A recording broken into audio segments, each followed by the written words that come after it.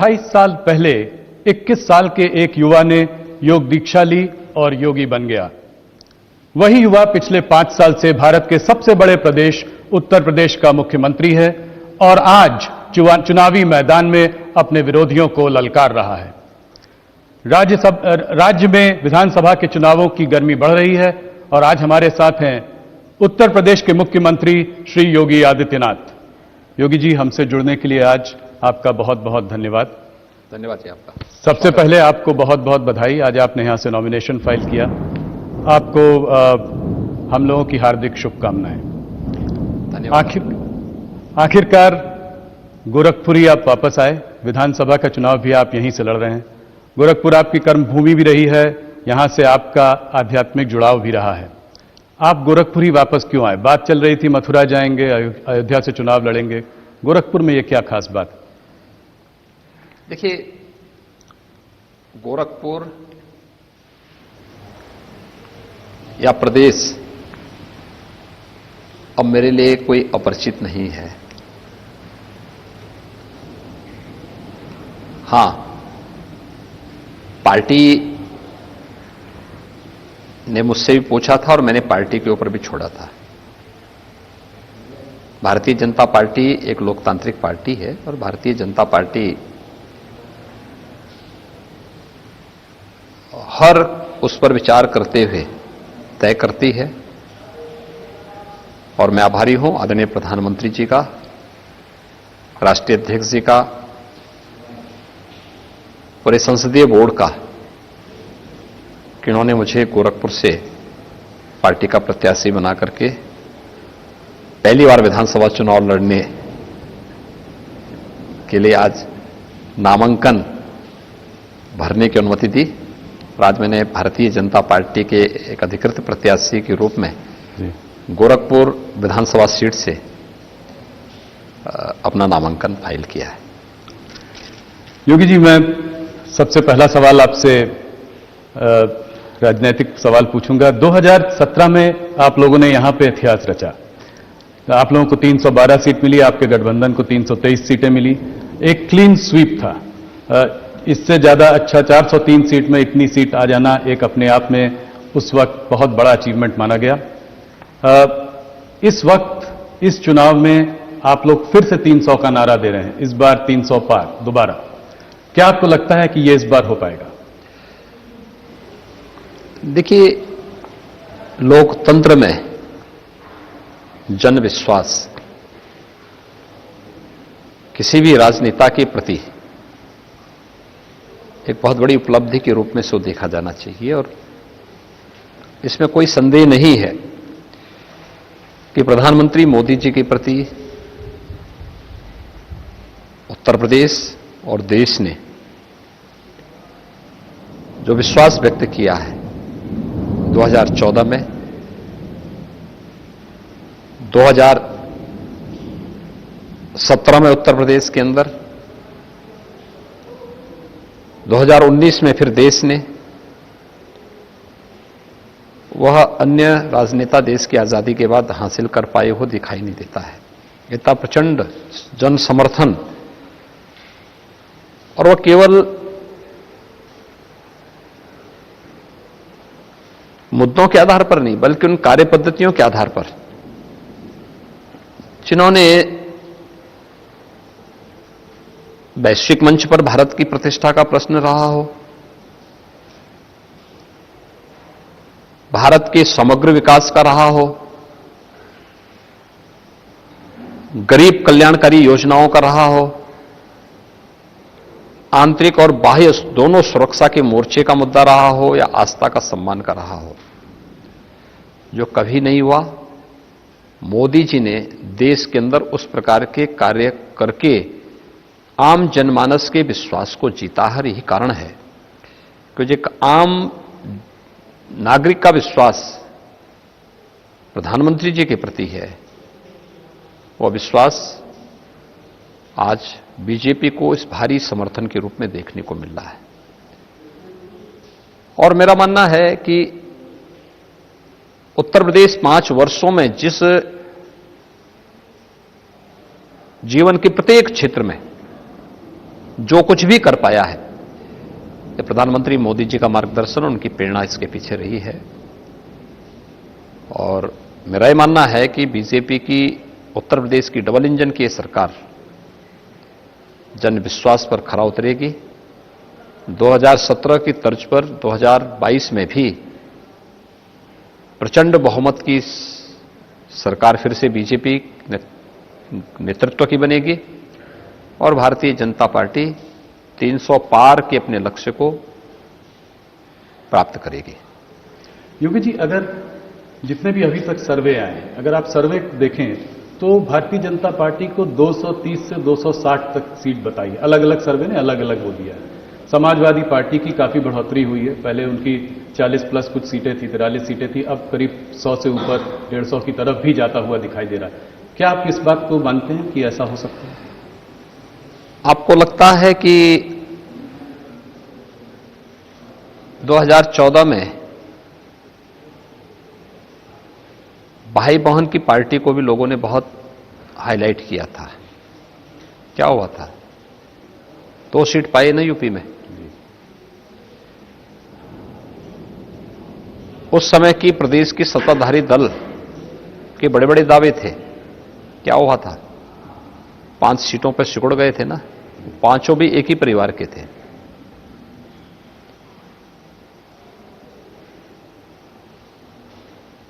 दो 2017 में 2 लड़कों की जोड़ी आई थी ना, जनता ने खारिज किया। उस समय बड़े बड़े दावे किए जा रहे थे। ओपिनियन पोल हो या एग्जिट पोल हो, उन सब के इतर उत्तर प्रदेश की जनता ने मोदी जी के नेतृत्व पर विश्वास किया था।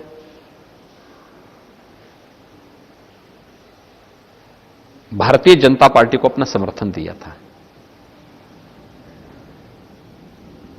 2019 में महागठबंधन बन गया था।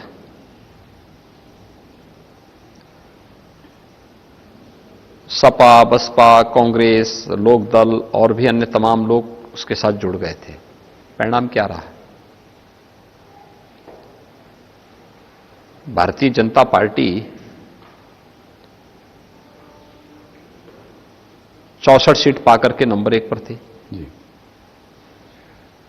नंबर 2 पर जो थी वो मात्र 10 सीटें पाई थी, बहुजन समाजवादी पार्टी। समाजवादी पार्टी मात्र 5 सीटों पर सिमट गई और कांग्रेस 1 सीट पाई।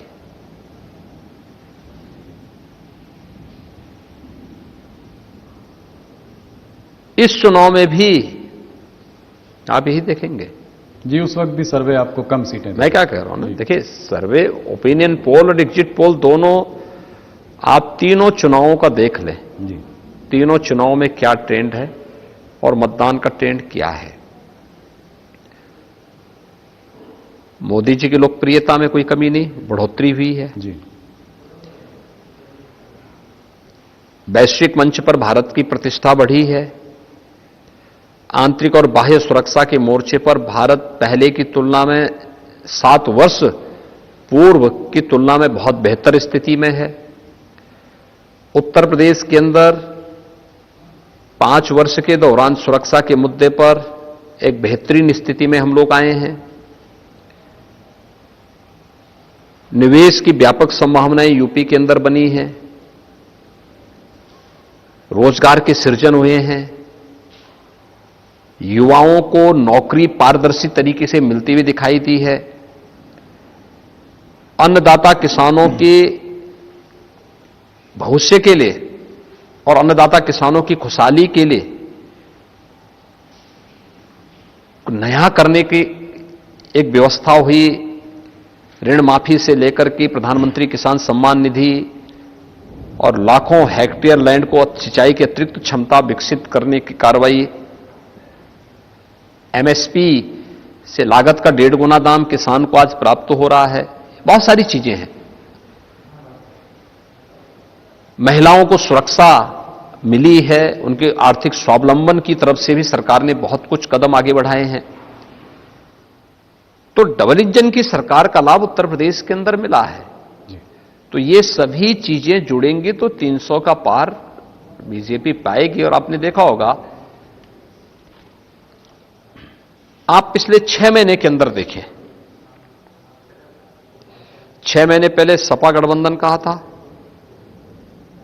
3 महीने पहले कहा था, और 1 महीने पहले कहा था, और आज कहां पे है। जी। ये 4 अलग अलग सर्वे भी आप देखेंगे तो वो लगातार उनको डिक्लाइन की तरफ है। जी। बीजेपी अप कर रही है, ये हर व्यक्ति जान रहा है। और प्रथम और द्वितीय चरण के टिकट वितरण के बाद जब प्रचार की कार्रवाई शुरू हुई, आज बहुत स्पष्ट स्थिति है कि बीजेपी 300 पार सीट पाएगी, इसमें कोई संदेह किसी को नहीं होना चाहिए। और मैं तो पहले इस चीज को बोल चुका हूं। जी। देखिए, ये चुनाव अंततः 80-20 का होना है। 80 में बीजेपी को रहना है, 20 में बाकी शेष दलों को रहना है।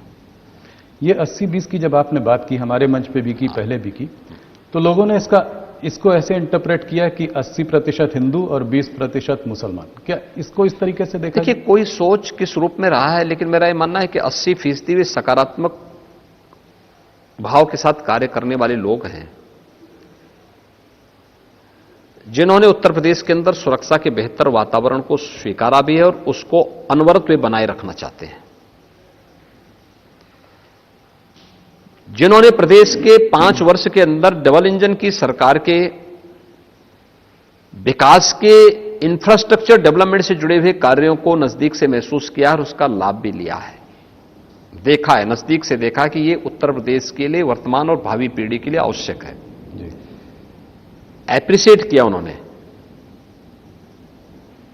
वे लोग हैं जिन्होंने गरीब कल्याणकारी योजनाओं को हाथों हाथ लेकर के उसकी सराहना की है और उसको आगे भी अनवरत जारी रखना चाहते हैं। गरीब को अन्न योजना का लाभ मिले, गरीब को आवास की सुविधा का लाभ मिले, हर एक व्यक्ति को बिना भेदभाव की सुरक्षा और बिना भेदभाव की बिजली मिले, आवागमन आसान हो, हाईवे, रेलवे, एयरपोर्ट, ग्रामीण सड़कें, ये सभी बेहतर हो। गांव में ऑप्टिकल फाइबर के माध्यम से हम तकनीक के माध्यम से लोगों के जीवन को और सरल करें, आसान बनाएं। इसके लिए जो प्रयास, जो लोग सोचते हैं, वह एक सकारात्मक ऊर्जा से भरपूर वह संख्या है जो 80% से ऊपर है, जो बीजेपी का साथ देगी।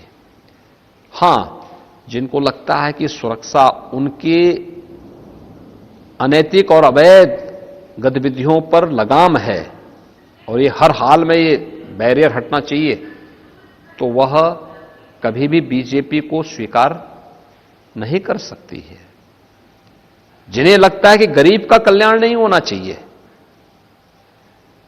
ये अन्न योजना क्यों मिल रही है, क्योंकि अब तो पहले इत्र वाले मित्र के घर में सारा पैसा चला जाता था, जो विकास का पैसा सब इत्र वाले मित्र के यहां चला जाता था, तो उनको तो परेशानी होगी स्वाभाविक रूप से।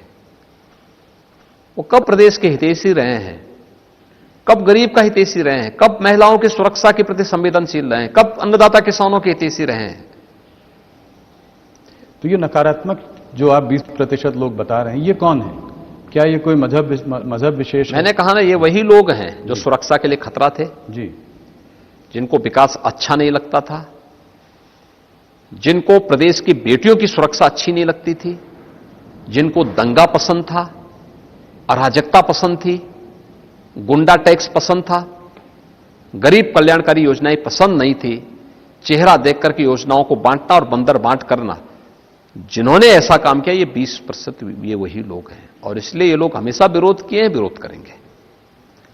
तो पश्चिमी उत्तर प्रदेश में इस 80% और 20% को आप कैसे देखते हैं? मैंने कहा ना, हर वह व्यक्ति जो सुरक्षा पसंद कर रहा है, किसान कल्याण की योजनाओं को, गरीब कल्याण की योजनाओं को, रोजगार की योजनाओं को पसंद कर रहा है, विकास को पसंद कर रहा है, वह बीजेपी के साथ आएगा और 80% बीजेपी के साथ आएगा। कैराना और मुजफ्फरनगर में आपने कहा है कि जिन लोगों को बहुत गर्मी चढ़ी है उनकी आप गर्मी उतार देंगे, यहां तक कि मई जून में आप वहां शिमला बना देंगे। ये आपने एक बार नहीं कई बार कहा है। इसमें कल आप मुजफ्फरनगर जा भी रहे हैं। कौन तो इसमें बुरी बात क्या है? जी, तो कल आप जा भी रहे हैं। मुझे एक बात बताइए, क्या किराना के व्यापारियों को सुरक्षा पाने का अधिकार नहीं है? क्या पश्चिमी उत्तर प्रदेश की बेटियों को और वहां की बहनों को सुरक्षा पाने का अधिकार नहीं है? पूरा अधिकार है। और किसी भी चुनी गई सरकार का यह नैतिक दायित्व बनता है कि बिना भेदभाव की सुरक्षा दें। और मैं इसको बीजेपी सरकार की उपलब्धि मानता हूं कि सुरक्षा का जो वातावरण भारतीय जनता पार्टी की डबल इंजन की सरकार ने दिया है, इस सरकार के इस कार्य को माताओं ने, बहनों ने, बेटियों ने हाथों हाथ लिया है, इसको स्वीकार किया है, हाथों हाथ लिया है। लेकिन जो लोग पहले पलायन के लिए जिम्मेदार थे, दंगों के लिए जिम्मेदार थे, उपद्रव के लिए जिम्मेदार थे, आपराधिक दुनिया के शहंशाह अपने को मानते थे, वे पेशेवर हिस्ट्री सीटर 4.5 साल दुबके हुए थे अपने बिलों में। लेकिन जैसे ही भारत निर्वाचन आयोग ने इलेक्शन की नोटिफिकेशन जारी की और एक पार्टी विशेष ने उनको जब अपना प्रत्याशी बनाया, तो उसके बाद से फिर वे धमकाने लग गए वहां मतदाताओं को, व्यापारियों को, गरीबों को, किसानों को। बेटियों की सुरक्षा के लिए फिर थ्रेट आने लग गए। तो प्रदेश के एक जिम्मेदार व्यक्ति के नाते मेरा दायित्व बनता था कि मैं उनके थ्रेट का जवाब कायदे से दे दूं कि जो गर्मी है ना, ये 10 मार्च के बाद फिर शांत हो जाएगी और हम भी देखेंगे 10 मार्च के बाद क्या होगा। तो आप ये कह रहे हैं कि मुजफ्फरनगर कल आप जा भी रहे हैं, वहां पे दंगे वहां से शुरू हुए थे, सचिन और गौरव अपनी बहन की रक्षा करते हुए उनको मार दिया गया। तो आप कह रहे हैं अभी भी परिस्थितियां बदली नहीं है, अभी भी इस तरह की प्रॉब्लम कुछ कुछ पॉकेट्स में है। बदली है, लेकिन उसको फिर पूर्व स्थिति में लाने की साजिश समाजवादी पार्टी और बहुजन समाजवादी पार्टी करना चाहती है। समाजवादी पार्टी का गठबंधन और बहुजन समाजवादी पार्टी या कांग्रेस आज भी इसी फिराक में है कि पूर्व की स्थिति, दंगों की स्थिति लाई जाए, पलायन की स्थिति लाई जाए। वे प्रगति से संतुष्ट नहीं है, प्रगति उनको भाती भी नहीं, वे पलायन उनको पसंद है। व्यापारी पलायन कर जाए, अराजकता फैल जाए, दंगा होता रहे, निर्दोष लोग मरता रहे, वे इसको पसंद करते हैं। क्यों? क्योंकि इससे वोट का पोलराइजेशन, क्योंकि उनको वोट बैंक पसंद है जी, उनको सुरक्षा पसंद नहीं। वोट बैंक के लिए वो राष्ट्रीय सुरक्षा के साथ खिलवाड़ करते हैं। आपने देखा नहीं, अभी संसद में कांग्रेस के पूर्व अध्यक्ष ने कश्मीर के मुद्दे पर किस प्रकार का गैर जिम्मेदाराना बयान दिया। कश्मीर के मुद्दे पर भारत सरकार की नीति का दुनिया के किसी देश ने विरोध नहीं किया, सबने उसको समर्थन किया सिवाय पाकिस्तान के। श्री राहुल गांधी क्या कांग्रेस के जिम्मेदार नेता अपने को मानते हैं और वह कश्मीर के मुद्दे पर पाकिस्तान की भाषा बोलते हैं? ये सब क्या है? इनके लिए अपना वोट बैंक महत्वपूर्ण है, राष्ट्रीय सुरक्षा महत्वपूर्ण नहीं है, अपने नागरिकों की सुरक्षा महत्वपूर्ण नहीं है। और इस प्रकार की गैर जिम्मेदार हरकतें मुझे लगता है कोई सभ्य समाज भी स्वीकार नहीं करेगा और कोई भी चुनी गई लोकतांत्रिक सरकार इसको स्वीकार नहीं कर सकती और फिर बीजेपी तो कतई स्वीकार नहीं कर सकती। निशाना इस वक्त आपका राहुल गांधी जी पर है, पर मुझे लगता है लड़ाई यहां पे दो तरफा होती जा रही है। लड़ाई आपकी समाजवादी पार्टी से। नहीं, मैंने क्या कहा, राहुल गांधी जी के बयान को भी यहां पे उद्धृत करना आवश्यक है, क्योंकि मैंने केवल राहुल जी का ही नाम नहीं लिया। मैंने तो इससे पहले कहा ना कि सपा, बसपा, कांग्रेस के प्रत्याशियों की सूची, जिस प्रकार के चेहरों को उसमें महत्व दिया गया और उन चेहरों के द्वारा अलग अलग क्षेत्र में जिस प्रकार की थ्रेड दी गई, 4.5 वर्ष तक शांत थे। जी।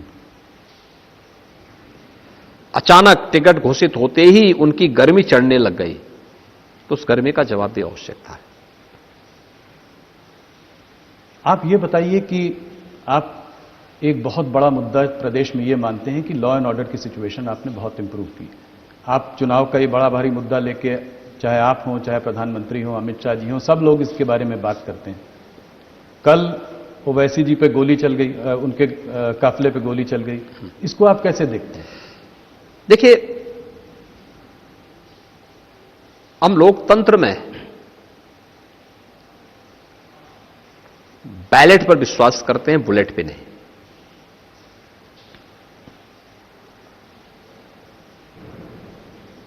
इस प्रकार की कोई भी घटना अस्वीकार्य है। मंच पे उनके अपने भाषण होंगे, हमारे अपने भाषण होंगे, हमारे मध्य वैचारिक मतभेद हो सकते हैं,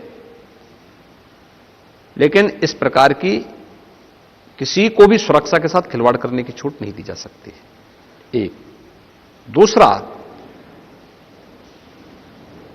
मैं सभी दलों के नेताओं से भी इस बारे में अपील करूंगा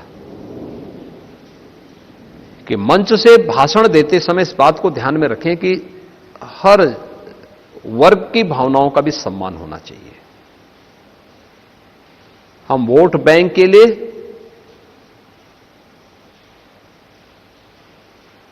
आस्था के साथ खिलवाड़ करने और जन भावनाओं को कुचलने का भी कुत्सित प्रयास कतई न करें, क्योंकि कहीं ना कहीं फिर उसके रिएक्शन देखने को मिलते हैं और इन चीजों का हमेशा ध्यान रखना पड़ेगा हर एक व्यक्ति को।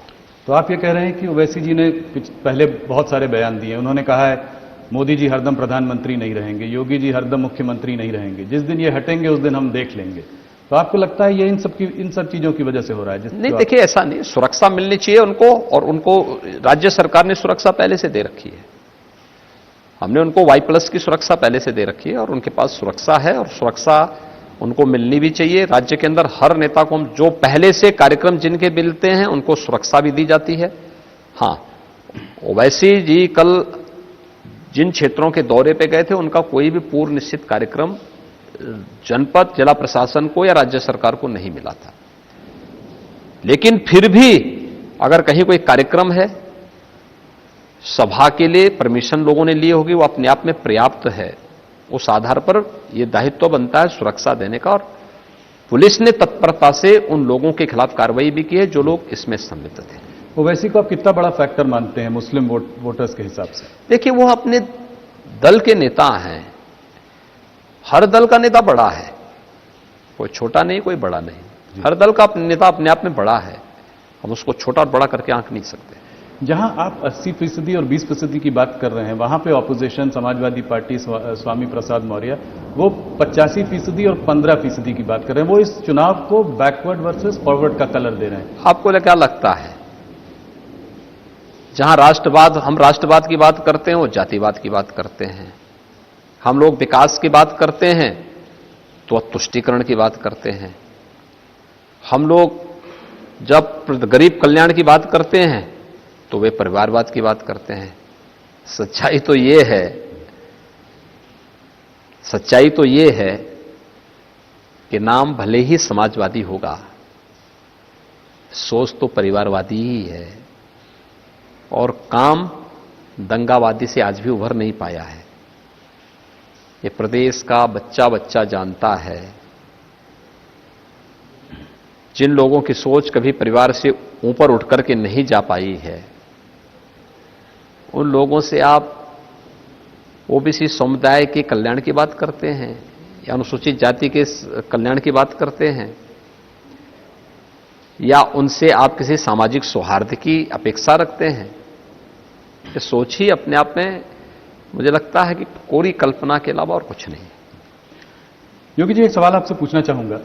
आप मोदी जी का स्लोगन रहा है सबका विकास, सबका साथ, सबका विकास, सबका विश्वास, सबका प्रयास। आप इसको दोहराते हैं, आप हर मंच से इस बात को कहते भी हैं। अगर आपने इतने कैंडिडेट्स अभी तक घोषित किए हैं, मगर मुसलमान कोई भी कैंडिडेट आपने घोषित अभी तक नहीं किया है। देखिए, तो आपसे मैं ये जानना चाहता हूं कि योगी आदित्यनाथ का मुसलमानों से क्या रिश्ता है?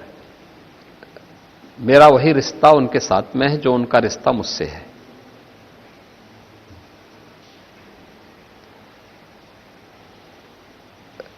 उत्तर प्रदेश सरकार में मेरे मंत्रिमंडल में एक मुस्लिम मंत्री हैं जी से मोहसिन रजा। जी केंद्र सरकार में मंत्री हैं नकवी जी। और भी इस प्रकार के चेहरे हैं। जी आरिफ मोहम्मद खान जी आपके जो हैं केरल के गवर्नर के रूप में अपनी सेवाएं दे रहे हैं। हमारा किसी चेहरे से, किसी व्यक्ति से या किसी जाति या मजहब से कोई विरोध नहीं है। जी लेकिन हां,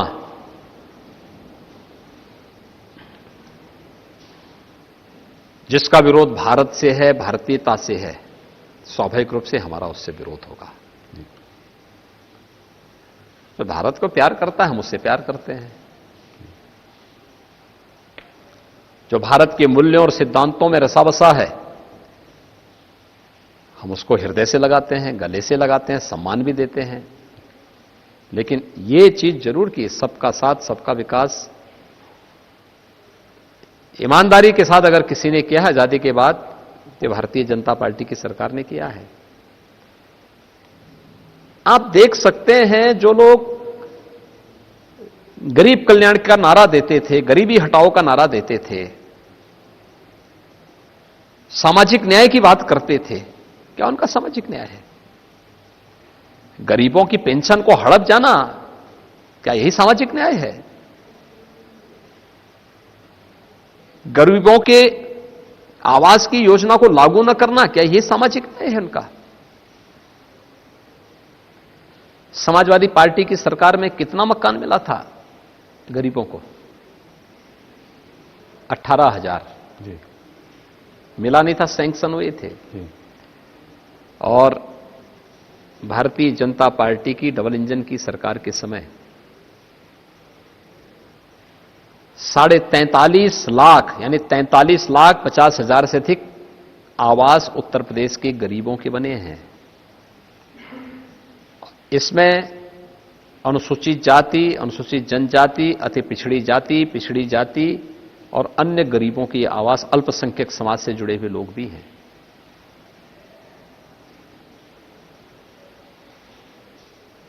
चेहरा देख करके योजना का लाभ नहीं दिया गया। आप कह रहे थे मुसलमान भी हैं। मैं क्या कर रहा हूं, सभी लोग बस में, तो वो हमारा नागरिक है भाई, क्यों नहीं उसको मिलना चाहिए? जी शासन की योजना में कोई भेदभाव नहीं, सबको सुरक्षा, सबको योजना का लाभ, सबको सम्मान, सबको, लेकिन तुष्टीकरण किसी का नहीं होगा। हम व्यवस्था को भारत के संविधान के अनुरूप चलाएंगे। हमारी व्यवस्था व्यक्ति, जाति, मत और मजहब का आधार नहीं बन सकती। यही भारत का सेकुलर स्टेटस है। सेकुलरिज्म का मतलब हिंदू विरोध नहीं हो सकता, और सेकुलरिज्म का मतलब तुष्टीकरण भी नहीं हो सकता। बिल्कुल। और सरकार उसी दिशा में कार्य कर रही है। हम जहां बैठे हैं गोरखनाथ मंदिर में, नाथ संप्रदाय में, तो मुसलमानों से आप, बहुत मुसलमान आपसे जुड़े हुए हैं नाथ संप्रदाय से, और योगी और फकीर लोग तो साथ में बहुत, मैं इस परिसर में भी देखता हूं, इतनी दुकानें हैं मुसलमानों की हैं। तो आपको जब लोग मुसलमान विरोधी बताते हैं तो आपको कैसा लगता है? मुझे तो लोग बहुत कुछ विरोधी बोलते हैं,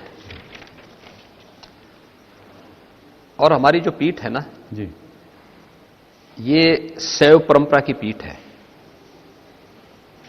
तो शैव परंपरा से दीक्षित होने के नाते हम लोग जहर पीते हैं और अमृत बांटने का काम करते हैं, तभी वही सच्चा योगी होता है। इसलिए सबके उसको पाते जाओ, लेकिन जो अच्छा होगा वो करते जाओ। ये सब हमें पाना है जी। और यही हम लोगों की उपलब्धि भी है सेवा की। लोग हम पे आरोप लगाएं, लांछन लगाएं और उसके रूप में तमाम प्रकार का जो है वो करते जाएं। अलग अलग प्रकार के लोग अलग अलग प्रकार की बात करेंगे, लेकिन बिना रुके, बिना डिगे, बिना झुके और बिना डिगे लोक कल्याण के पथ पर निरंतर चलेंगे, सुरक्षा के पथ पर निरंतर चलेंगे, पार्टी के लोक कल्याण संकल्प पत्र को अक्षरशः लागू करेंगे। योगी जी, अगर थोड़ा सा वोट शेयर की ओर एक नजर डालें तो पिछली बार जब आप लोग 2017 में प्रचंड बहुमत से जीते थे तो आपका वोट शेयर 40% के ऊपर था। बीएसपी, एसपी ये 20-22%, इन दोनों का अपना आपस में अलग अलग था, दोनों को अलग अलग। मुस्लिम वोट स्प्लिट हुआ था उस बार, पिछली बार, क्योंकि दोनों ने बहुत सारे मुस्लिम कैंडिडेट्स को खड़ा किया था। इस बार फाइट थोड़ी टू वे है। बीएसपी की बात ज्यादा सुनाई नहीं दे रही है, मायावती जी अभी तक कुछ दिखाई नहीं पड़ रही। तो क्या आपको लगता है कि जो और वोट बैंक छोटे मोटे इनसे जुड़ रहे हैं, जैसे कि राजभर हो गए, जाट हो गए, तो ये सब मिलजुल कर, मुस्लिम यादव पहले से समाजवादी पार्टी के संग रहा है, ये सब मिलजुल कर कुछ इस बार एक फाइट दे सकते हैं? देखिए, एक तो मुझे लगता है कि सभी राजनीतिक जो आप लोगों का विश्लेषण है कितना सच होता है मैं कह नहीं सकता, लेकिन जो गठबंधन 2022 में बना है, इससे बड़ा गठबंधन 2019 में बन चुका है। और उस समय भी लोग ये मानते थे कि बीजेपी 15 से 20 सीट पाएगी, एसपी 30 से 35 सीट पाएगी, बीएसपी 25 के आसपास सीट पा जाएगी, 20 से 25 सीट पाएगी। ये सब आंकड़े होते थे ना। हुआ क्या? बीजेपी 64 सीट पाई, बीएसपी सेकंड पोल की 10 सीट पाई, एसपी थर्ड पे थी।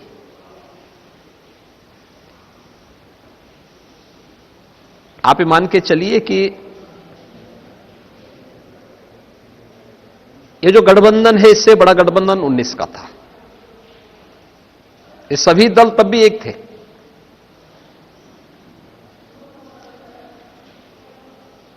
उसका कोई असर नहीं होना है। अब ये गठबंधन से ऊपर उठ चुका है चुनाव। फर्स्ट फेज का इलेक्शन होने दीजिए ना। ये इलेक्शन सुनामी बनेगा और भारतीय जनता पार्टी प्रचंड बहुमत के साथ प्रदेश के अंदर सरकार बनाएगी। क्या आपको लगता है जाट और मुसलमान इस पर साथ में आ सकते हैं? देखिए, मुझे तो जमीन पे नहीं दिखाई देता है। और जो बयान हैं 2013, 2014 और कैराना का प्लान पश्चिमी उत्तर प्रदेश में कोई व्यक्ति नहीं भूल सकता। और टिकट घोषित होने के बाद जिस प्रकार के थ्रेट आए हैं एसपी बीएसपी के प्रत्याशियों के द्वारा, उसको भी पश्चिमी उत्तर प्रदेश का नागरिक कभी विस्मृत नहीं कर सकता। इसलिए मुझे नहीं लगता है कि अगर कोई गफलत में हो तो अलग विषय है जी। मुझे नहीं लगता है कि गौरव सचिन जैसे जाट युवकों और उसके बाद मारे गए सैकड़ों लोगों और गलत ढंग से फंसाए गए हजारों लोगों के अपमान को लोग भूल जाएं।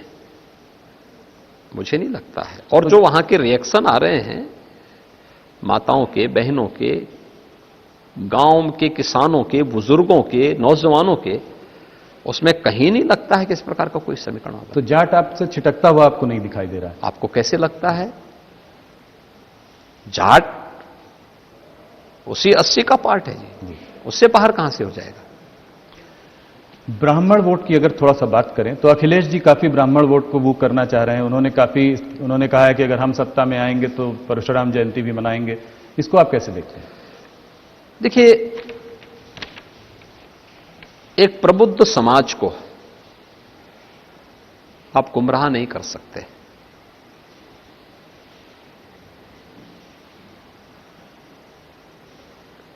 जो लोग सामाजिक व्यवस्था और इस पूरी व्यवस्था को मजबूती प्रदान करते हों, भारत की आस्था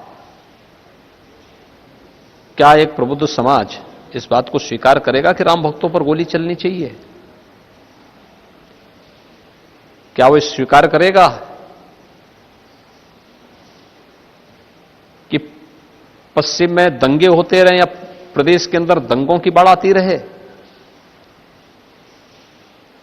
कभी नहीं स्वीकार करेगा, कभी नहीं स्वीकार कर सकता है। और फिर जिन लोगों के चरित्र को लोग देख चुके हैं, ये लोग तो क्या क्या नारा लगाते थे पहले जी,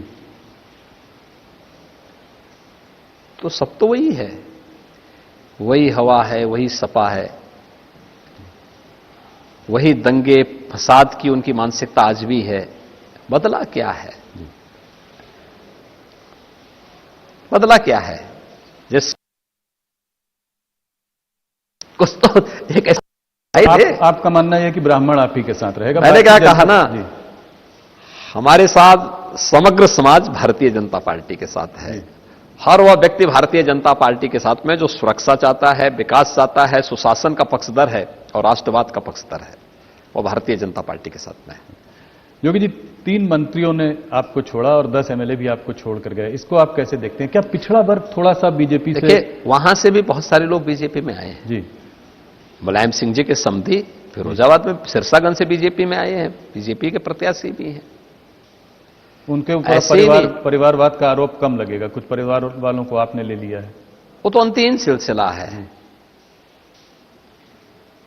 वो तो वहां पे वो कम नहीं होने वाला, वो सोच तो घूम फिर करके वही जानी है। जिनको लगता था कि वहां पे गलत हो रहा है, निर्णय लेने की क्षमता नहीं है, संगठन चलाने की भी सामर्थ्य नहीं रही है, वो लोग वहां से हटे हैं कि वहां डूबने से अच्छा है हम यहां बीजेपी में आएंगे। और जो बीजेपी में आ रहे हैं इस आश्वासन के साथ नहीं आ रहे कि टिकट पाएंगे, पार्टी की मेरिट में खड़े उतरेंगे तो पार्टी टिकट देगी, नहीं उतरेंगे तो पार्टी में कार्यकर्ता के रूप में काम करने को तैयार है। बहुत सारे लोगों ने बीजेपी ज्वाइन की है, एक लंबी श्रृंखला है इनके। पिछड़े वर्गों के लिए आपका क्या मैसेज है? और आपके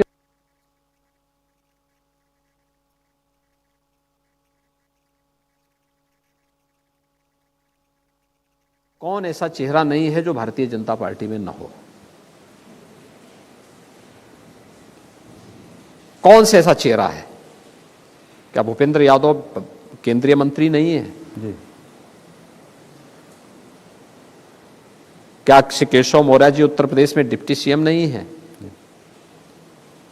क्या डॉक्टर दिनेश शर्मा जी भारतीय जनता पार्टी में डिप्टी सीएम के रूप में उत्तर प्रदेश की जनता की सेवा नहीं कर रहे हैं? प्रदेश के अंदर क्या श्री अनिल राजभर क्या कैबिनेट मंत्री के रूप में उत्तर प्रदेश में काम नहीं कर रहे हैं? या उत्तर प्रदेश के अंदर जयप्रकाश निषाद हमारे मंत्री हैं? एक लंबी श्रृंखला है, लेकिन सामाजिक न्याय को देखने के साथ साथ वे लोग योग्यता के आधार पर, मेरिट के आधार पर काम भी कर रहे हैं। लेकिन जिन लोगों को अभी भी परिवारवाद का चस्का लगा है, जिनको लगता था कि नहीं सामाजिक न्याय के नाम पर केवल उनके परिवार के लोगों को ही सब कुछ मिलता रहे, बाकी अन्य लोगों को न मिले,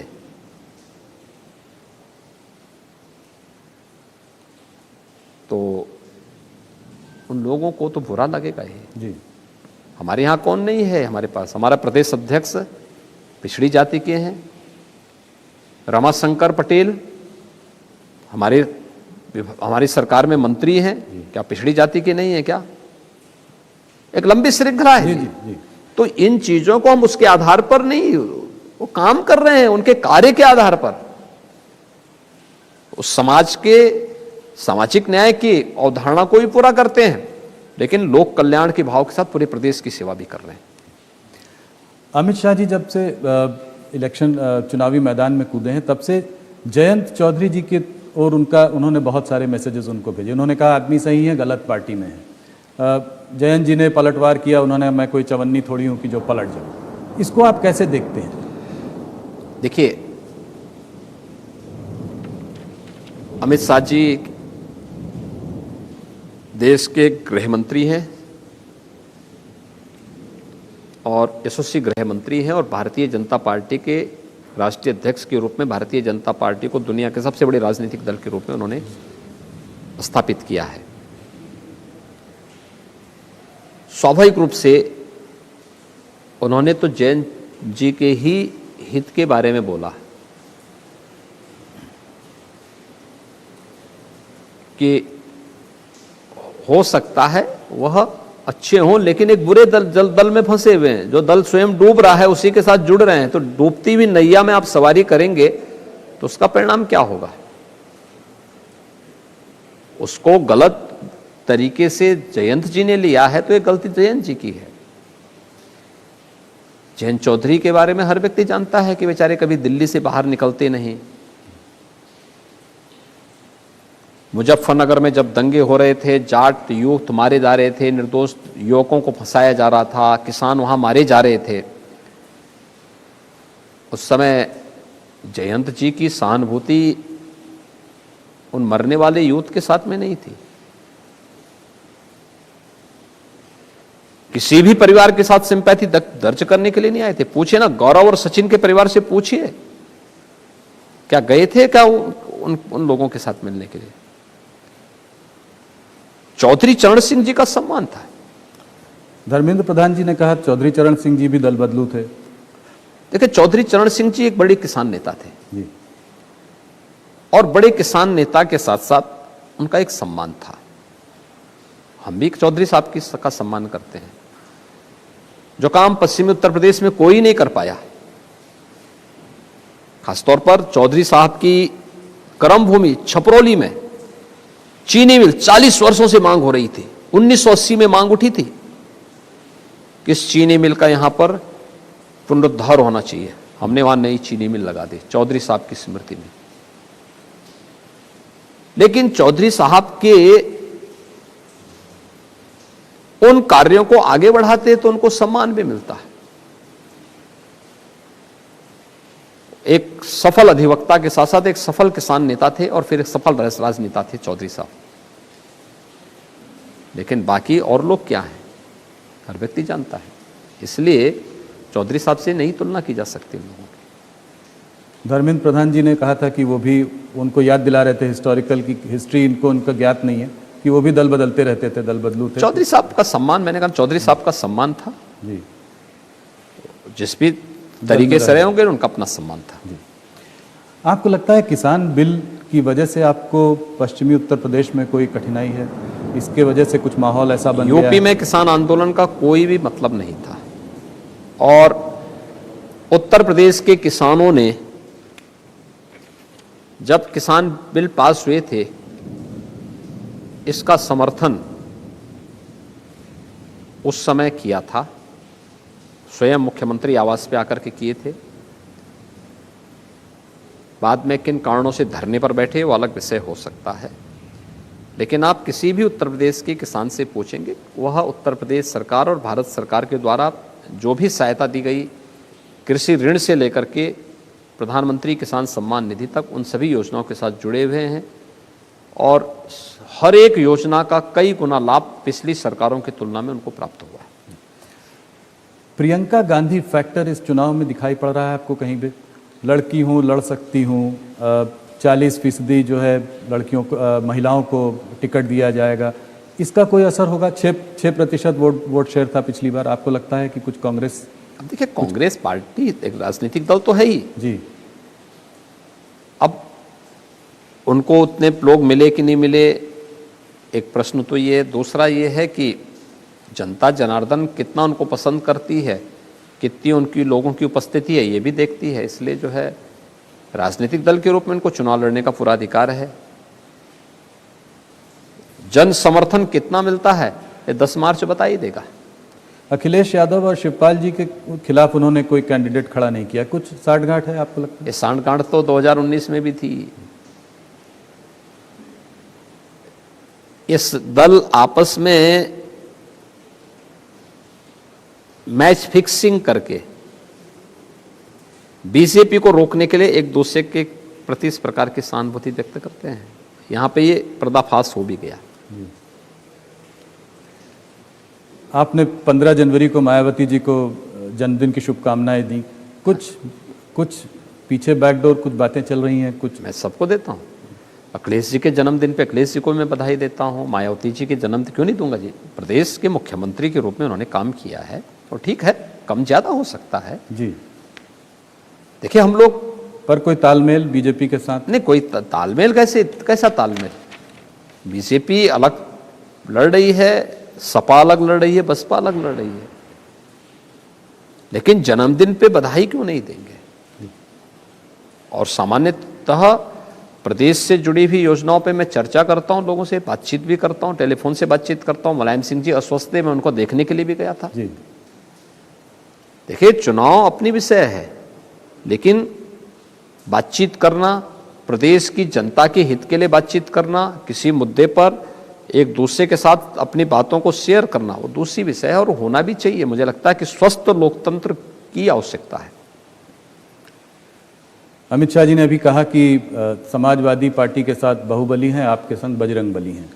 आज भी जो है अमित शाह जी ने अपने बयान में, आप जब आए थे आपके नामांकन के लिए, तब भी उन्होंने कहा कि आजम खान, मुख्तार अंसारी, अतीक अहमद आज सब जेल के पीछे हैं। आप क्या कहना चाहेंगे इस बारे में? फिर एक ही संप्रदाय के लोग, एक ही? देखिए ऐसा नहीं है। देखिए जब पेशेवर अपराधी और माफिया जो समाज में व्यापक आतंक का कारण बना हो, उसी जाति में है तो हम कहां से लेके आ जाएंगे दूसरी जाति से? अपराधी अपराधी है और अपराधी जो भी होगा, हमने 2017 में ही अपने लोक कल्याण संकल्प पत्र में इस बात को कहा था कि सरकार अपराध और अपराधी के प्रति जीरो टॉलरेंस की नीति के तहत काम करेगी और सरकार ने काम करके दिखाया है। सच है कि भारतीय जनता पार्टी जो कहती है वो करती है। टिकट वितरण की सूची आप देख सकते हैं ना, सपा, बसपा, कांग्रेस ने कैसे लोगों को दिया है और बीजेपी ने कैन लोगों को दिया है। सामाजिक न्याय और संतुलन अगर आपको देखना तो बीजेपी की सूची में दिखेगी। पेशेवर हिस्ट्री सीटर, दंगाई को देखना है तो वह बाकी अन्य दलों में कहीं ना कहीं मिल जाएंगे और मुझे लगता है जनता ये सब देख रही है। 2017 में भारतीय जनता पार्टी के चेहरा जो थे मोदी जी थे, प्रचंड बहुमत मिला। क्या ये कहना सही होगा कि इस बार जो भी आपको सीटें मिलेंगी वो एक आप पर रेफरेंडम होगा? देखिए चुनाव पार्टी लड़ती है, हम लोग पार्टी के कार्यकर्ता के रूप में चुनाव का पार्ट हैं और हम लोगों ने जो कुछ भी किया है वह इसलिए नहीं किया है कि इसके बदले हम लोगों से वोट मांगे। ये इसलिए किया है क्योंकि हमारा दायित्व था, अपनी उस जवाबदेही का निर्वहन करने के लिए हम लोगों ने इस कार्य को किया है। और हम चुनावी मैदान में इसलिए हैं जिससे जो सुरक्षा मिली है, जो डेवलपमेंट के कार्य प्रारंभ हुए हैं, जो गरीब कल्याणकारी योजनाएं प्रदेश के अंदर लागू हुई हैं और तीव्रता के साथ आगे बढ़ रही हैं, ये अनवरत चलते रहना चाहिए, इसमें और गति आनी चाहिए। इसके लिए भारतीय जनता पार्टी प्रदेश के अंदर आवश्यक है। तो उसको आप अपना रेफरेंडम कहेंगे कि इस बार जो है? मैंने कहा ना, हमारे लिए तो हर दिन अपने आप में एक परीक्षा होती है जी। हमारे लिए सत्ता ये सुख भोगने या प्रतिष्ठा प्राप्त करने का माध्यम नहीं होता है। सत्ता को हम लोगों ने हमेशा परीक्षा पे खरा उतरने का एक माध्यम माना है और हर एक दिन उस परीक्षा के दौर से गुजरे हैं। हर एक मुद्दे पर इन कार्यक्रमों को आगे बढ़ाया है, चाहे वह कोरोना प्रबंधन हो, पूर्वी उत्तर प्रदेश में इंसेफ्लाइटिस के उन्मूलन का हो, बहुत बड़ा काम किया, या फिर प्रदेश के अंदर गांव, गरीब, किसान, नौजवान, महिलाएं और समाज के प्रत्येक तबके के हितों को संवर्धन करना हो, या इंफ्रास्ट्रक्चर डेवलपमेंट के बड़े बड़े प्रोजेक्ट को प्रदेश के अंदर लागू करने का हो। और कुछ तो ऐसे कार्य हुए हैं जो 70 वर्षों में नहीं हो पाए थे। अनुमान करिए, 70 वर्षों में प्रदेश के अंदर 12 गवर्नमेंट मेडिकल कॉलेज बने थे। आज डबल इंजन की सरकार 33 नए मेडिकल कॉलेज प्रदेश में बना रही है, जिसमें 17 चालू हो चुके हैं। बाकी 16 पर कार्य चल रहा है वर्तमान में। इसी प्रकार से प्रदेश के अंदर एक्सप्रेसवे का देखेंगे, 70 वर्षों में 1.5 एक्सप्रेसवे बन पाया था। आज प्रदेश में 9 एक्सप्रेसवे का कार्य चल रहा है। पूर्वांचल एक्सप्रेसवे राष्ट्र को समर्पित हो गया है। बुंदेलखंड एक्सप्रेसवे युद्ध स्तर पर कार्य चल रहा है, अपने अंतिम चरणों में चल रहा है। गोरखपुर लिंक एक्सप्रेसवे प्रगति पर है। गंगा एक्सप्रेसवे पर काम प्रारंभ हुआ है।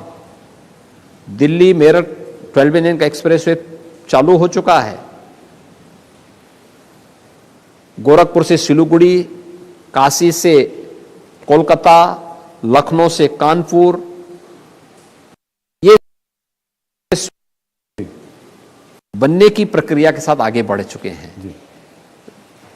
ये फर्क बहुत स्पष्ट है और ये हर एक क्षेत्र में, एयर कनेक्टिविटी में 2070 वर्षों में उत्तर प्रदेश के अंदर 2 सिटी वायु सेवा से जुड़े थे, लखनऊ और वाराणसी। इस समय 9 सिटी 75 स्थानों पर देश और दुनिया के अंदर वायु सेवा की सुविधा दे रही है। और हम लोग 11 नए एयरपोर्ट बना रहे हैं जी। 5 आने वाले समय 5 इंटरनेशनल एयरपोर्ट वाला यूपी पहला राज्य होगा। जेवर का हमारा एयरपोर्ट एशिया का सबसे बड़ा एयरपोर्ट बनने जा रहा है। ये चीजें अगर आप देखेंगे तो ये जो परिवर्तन हुआ है, ये परिवर्तन पिछली सरकारों का इस सरकार के उस फर्क को बहुत साफ कर देता है। योगी जी, भारतीय जनता पार्टी एक बहुत बड़ी पार्टी है। स्वाभाविक है थोड़ी बहुत खेमेबाजी यहाँ पर भी है। मोदी जी ने कुछ महीनों पहले आपके ऊपर हाथ रखा और एक बहुत बड़ा स्ट्रांग मैसेज पार्टी को दिया कि सब एक साथ हैं, सब एक साथ लड़ रहे हैं। आप अपनी केमिस्ट्री मोदी जी के संग कैसे देखते हैं? कब मिले थे आप उनसे पहली बार? देखिए, मोदी जी देश के नेता हैं, पार्टी के सर्वोच्च नेता भी हैं और एक अभिभावक के रूप में उनका सानिध्य और मार्गदर्शन प्रधानमंत्री के रूप में भी, नेता के रूप में भी सदैव मिलता है। वे अभिभावक हैं। अभिभावक से मतभेद होने का तो प्रश्न ही नहीं होता जी। जी जी, नहीं, बहुत हम लोग किया, हर मन से आपके बारे में बहुत हम लोग जो भी कर रहे हैं जी और जो कुछ भी कर पाए हैं वह प्रधानमंत्री मोदी जी के ही मार्गदर्शन में हमें सफलता प्राप्त हो पाई।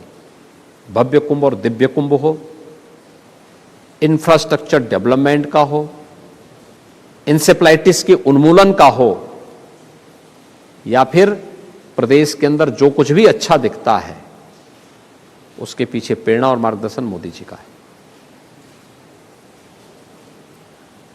आज अमित शाह यहाँ पे आए, उन्होंने आपके काम की बहुत सराहना की। आपने भी अमित शाह जी के काम की बहुत सराहना की। आपने कहा आज भारतीय जनता पार्टी को सबसे बड़ी पार्टी उन्होंने बनाया है।